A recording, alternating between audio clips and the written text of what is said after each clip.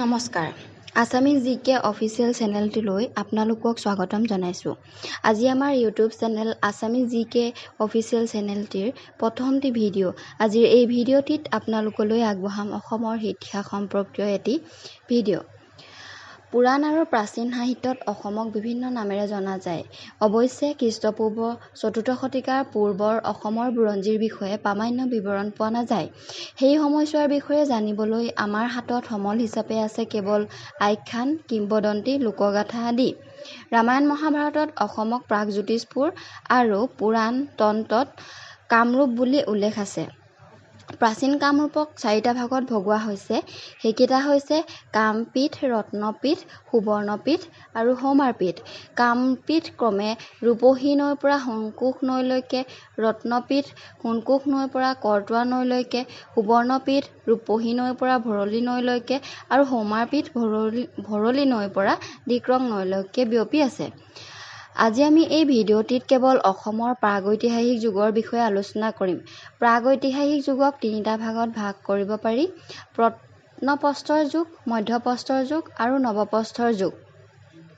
প্ৰথমটো হ'ল প্ৰত্নপ্ৰস্তৰ যুগ প্ৰাগজ্যোতিষপুৰ অঞ্চলটোৰ আদি মানৱসকল গাৰো পাহাৰৰ ৰংগ্ৰাম উপত্যকাত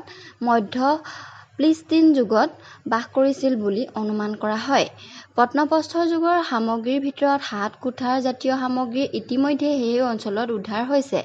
প্ৰত্নপ্ৰস্তৰ যুগৰ অন্যান্য স্থানসমূহ হৈছে অৰুণাচল প্ৰদেশৰ লোহিত জিলা মণিপুৰ উখ্ৰল মিকিৰি পাহাৰ উত্তৰ কাছাৰ পাহাৰ যোগীঘোপা আদি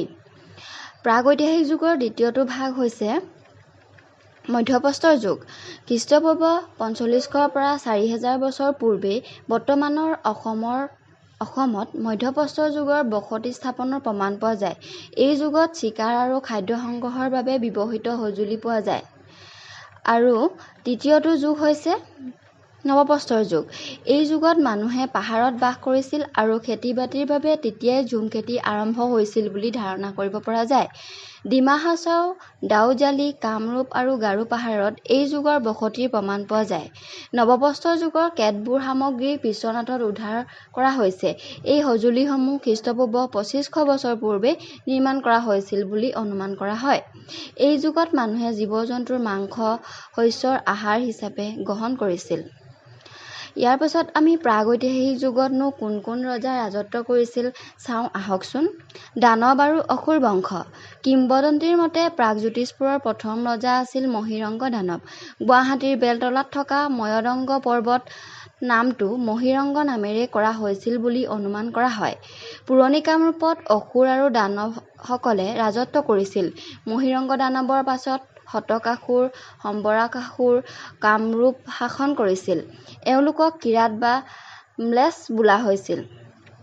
ইয়াৰ পাছত নৰকাসুৰ প্ৰাগজ্যোতিষৰ ৰজা হয় নৰকাসুৰে কামাখ্যা দেৱীক বিয়া কৰিবলৈ বিচৰা আৰু স্বৰ্গত ত্ৰাসৰ সৃষ্টি কৰাৰ বাবে শ্ৰীকৃষ্ণই এওঁক বধ কৰে বুলি আখ্যানত পোৱা যায় নৰকাসুৰৰ মৃত্যুৰ পাছত তেওঁৰ পুত্ৰ ভগদত্ত